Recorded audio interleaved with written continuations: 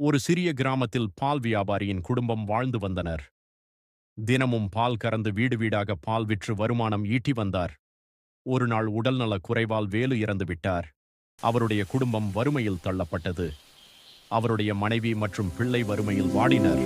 சாந்தி, ஐயோ, இப்படியே குடும்பம் வறுமையில் இருந்தால் என் பிள்ளையின் படிப்பு பாதியிலே நின்றுவிடும் என்று பயந்தாள். சாந்திக்கு துணிகள் தைக்கும் தொழிலில் நன்றாகவே தெரியும். இதனால் இரவும் பகலும் துணிகள் தைத்து அயராத உழைத்து தன்னுடைய பிள்ளையை படிக்க வைத்தாள். இரவும் பகலும் துணிகளை தைத்து விற்று அதன் மூலம் வருமானம் ஈட்டி தன்னுடைய மகன் பாலுவை எப்படியோ மருத்துவராக ஆக்கிவிட்டார்.